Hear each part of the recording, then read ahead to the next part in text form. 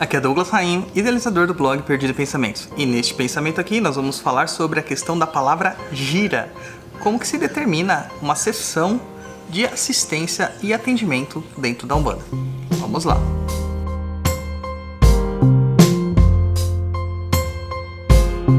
Antes da gente continuar aqui o vídeo, eu quero já pedir para você curtir aqui o vídeo. Se você não gostar, depois você descurte. E também compartilha aí com a galera para a gente chegar em outros lugares que a gente ainda não chegou. E convidar vocês também para ouvir o nosso podcast Papo na Encruza lá no www.paponaencruza.com. Agora vamos ao tema, a palavra gira. Outro dia eu ouvi em um programa por aí falando sobre a questão da palavra gira. Uma pessoa falava jocosamente que alguns umbandistas eram contrários à questão de girar dentro do terreiro para fazer a mediunização. Vamos entender um pouquinho essa questão. Em alguns terreiros é comum os médiuns em desenvolvimento serem girados em seu próprio eixo até ficarem tontos e assim permitir que a incorporação aconteça. Essa é uma prática bem antiga, uma prática que remete ao início das manifestações mediúnicas dentro de religiões proto-umbandistas. A questão é que isso não é uma coisa necessária exatamente. A gente tenta simular através desse giro, através dessa tontura que a gente causa nas pessoas, um desequilíbrio, uma forma dela ficar aberta para que as entidades ou para que a sua psique permita que outras entidades adentrem o seu campo espiritual, áurico ou astral. Isso também é muito comum dentro daquelas religiões ou de algumas práticas umbandistas que se utilizam do álcool. As pessoas bebem um pouco do álcool para que também fiquem nessa situação de tontura, para que permita que as entidades entrem. A gente acaba sendo até leviano quando a gente fala sobre isso, porque a Umbanda, nitidamente, ela não pratica atividades alcoolizadas. Então, o médium ele não está alcoolizado quando ele faz o uso do álcool. A maior parte das casas umbandistas que fazem uso do álcool, elas deixam apenas um pequeno cálicezinho, né, uma pequena dose dentro dos pontos para que as entidades usem isso na sua contraparte astral. Por alguns terreiros mais antigos, acabam se utilizando de um pouquinho de cachaça para dar aquela quebra no médium para liberar. Claro que isso pode acarretar vários outros problemas. Pessoas que bebem em festas, bebem em outros lugares, também geralmente relatam que acabam também manifestando entidades, geralmente entidades não éticas ou entidades de esquerda, pela facilidade, pela proximidade das energias e das manifestações. Então, voltando à questão da gira, tanto o álcool bebido quanto a questão de girar o médium para que ele fique tonto. E tem uma outra questão, que é passar um pouco de cachaça na fronte, no chakra frontal, e também na nuca, aqui na sua contraparte, na contraparte do chakra frontal, também é para gerar essa questão da baixa vibração, para permitir que outras entidades se manifestem através do seu aparelho mediúnico. Para diminuir o seu senso crítico, aquele bloqueio psíquico que todos nós criamos para que as entidades não se manifestem ou para que a gente não doe a nossa matéria e não perca a nossa consciência.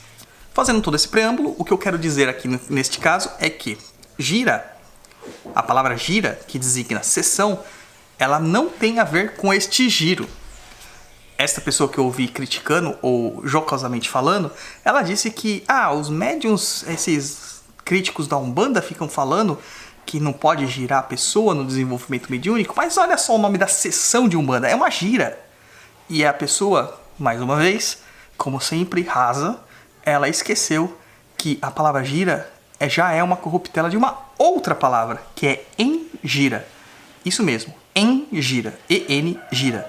E acabou, pela corruptela, se tornando gira. A gente tem vários exemplos de palavras assim que se tornaram corruptelas, acabaram sendo amalgamadas ou diminuídas, resumidas, tiveram outro sentido dentro da Umbanda. A própria palavra saravá é uma corruptela da palavra salve. Então, alguém, em algum momento, acabou tentando falar salve e saiu saravá, por causa da diferença fonética das línguas. Tem até uma historinha para ilustrar isso, é que algumas pessoas trazidas para cá como escravos, advindas da região de Angola e do Congo, elas falavam Kimbundu ou Kinkongo, elas tinham dificuldade de pronunciar o L entre as palavras, antes de uma consoante. Então o que acontecia? Essa palavra ela era quebrada, então virou de vez salve e alguém falou saravá, como se fosse o salve. Claro que isso é uma história que a gente não tem como conferir a veracidade, mas faz um certo sentido, afinal a palavra saravá não tem tradução. E a gente encontra isso em outras palavras da Umbanda. Por exemplo, a palavra sapicuá, que designa os instrumentos de uso do médium da entidade. As velas, os citas, o fumo, a caneta, a pemba e todos os itens que a entidade acaba utilizando, que as pessoas chamam de sapicuá dentro do terreiro. Em alguns locais chamam de picuá, perdeu o sá. E assim é para diversas outras palavras que nós vamos encontrar dentro do terreiro, que perderam o seu significado original e acabaram sendo adaptadas e tomando um novo significado. A palavra gira, então, vem de engira, e engira não tem uma tradução muito bem específica. Alguns autores, em algumas fontes, citam que gira quer dizer realmente sessão de trabalho ou sessão de atendimento. Eu acho um pouco difícil porque não existia essa ideia de atendimento ou de sessão nas práticas mais anteriores. O que nós podemos falar é que é um momento sagrado para a comunhão com o sagrado.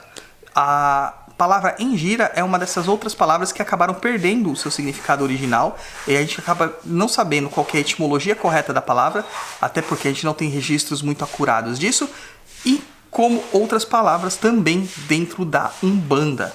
Por exemplo, a saudação de boiadeiros, que é Getruá, a gente também perdeu o significado, a gente não sabe o que significa Getruá.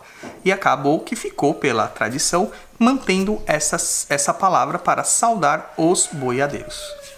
Então, o que eu quero dizer aqui para vocês é que antes da gente começar a falar bobagens, como muitas pessoas falam bobagens por aí, a gente deveria pesquisar um pouquinho minimamente. Existem diversos livros aí, alguns até disponíveis em PDF, infelizmente, que disponibilizam o entendimento do que é uma palavra gira ou engira, que seria o correto, tá certo?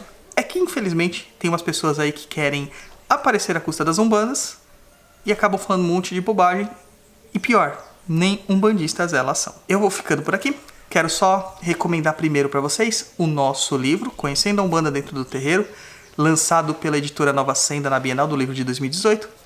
Eu quero recomendar fortemente ele. Você encontra ele na Amazon, na Livraria Cultura, Martins Fontes. Você encontra ele no Mercado Livre, na editora Nova Senda mesmo, no próprio site da editora Nova Senda, porque é um livro que a gente escreveu com um propósito claro de ajudar aquelas pessoas que são iniciantes ou leigas, mas que também acaba servindo para quem já tem um andamento dentro da Umbanda e que tem um foco muito tradicionalista. Então eu vou deixar o link aí embaixo, na descrição do vídeo. Dá uma conferida lá. É um livro pequeno, um livro barato e que você com certeza vai curtir, tá bom? Meu muito obrigado, não se esqueça, entre lá no nosso site www.perdido.co, ouça o podcast www.papodaencruza.com e eu agradeço muito a audiência de vocês. Até a próxima!